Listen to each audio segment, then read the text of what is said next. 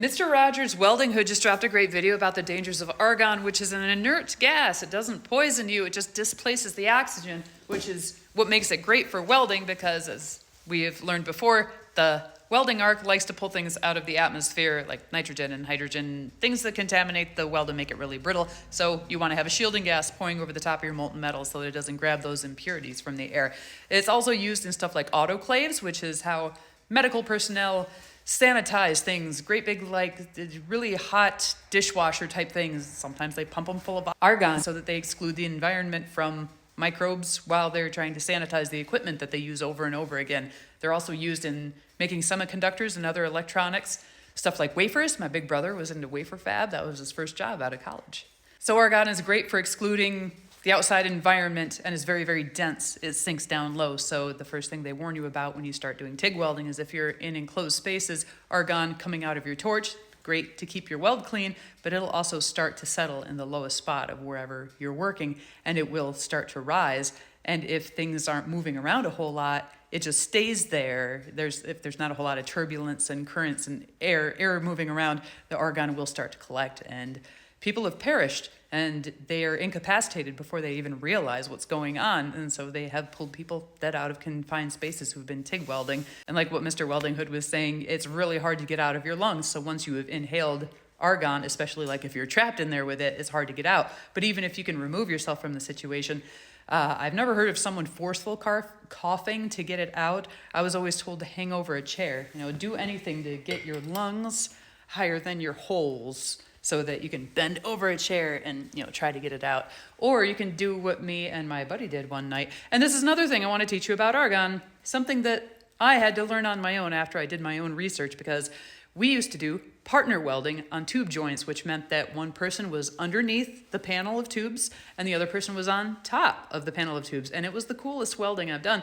because the person on the creeper started at the 6 o'clock, welded up to 3, and then the person on the top would wait until, I would pull my filler rod away and they would stick the filler in. And then for just a couple of dabs, the person up above, who you can't see, you're blind to, all they can see is your arc and all you can see is the end of the filler rod.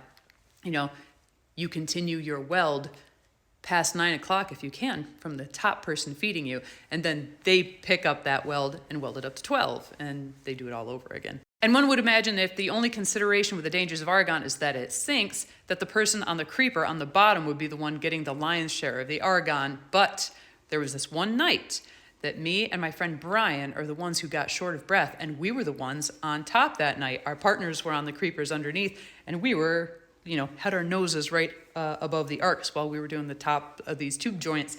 I'm like, I think I've got argon. I'm short of breath. And he said, I think I do too. So we did handstands up against the wall. We physically got upside down and started breathing heavily, and it seemed to work. It fixed us. I'm like, man, how do we get argon? And the guys underneath didn't. I looked it up. Argon obeys the same rules as other gases in that when it is heated, it becomes less dense. So although at room temperature or at cold temperatures, especially like in those medical facilities I was talking about, argon will sink. Argon is very dense, it settles in your lungs. But at those wicked high temperatures, argon becomes less dense and is more susceptible to being tossed around with breathing and movement, and it can be lifted. Hot air rises. If I don't open up the doors in my house, the second story gets really, really cold in the wintertime because warm air goes up. Warm argon does the same thing. So as you're welding, as the argon reaches a certain point, the argon will rise. And that's not something that they really warned us about. All I had it drilled in was like, argon sinks, argon is dense, argon comes out of the torch. And it's true, because argon at room temperature is dense, but the argon that's getting heated is coming up too. So don't rely on the argon is always dense principle all the time, because under different conditions, argon behaves a little bit differently. It is sneaky and it is insidious. So always be careful and mindful when you're TIG welding with argon. One of the sillier, dumber things I did was welding alone. It was this big job, and it was for this business. I'm my own employee, and I was the only one who went out on a job site a couple of counties over, and I was working at night, overnight. It was kind of like, I either do this or I lose the job. And so I was welding in a bit of an enclosed space, TIG welding, stainless steel. And there was a drain hole, but I'm still looking at it like, all right, I need a ladder to get out. Like, if I have to get out of this thing and I didn't have, like, if someone were to pull that ladder up out, I can't really get out of here. And if anything were to happen to that drain, it's going to fill up with argon.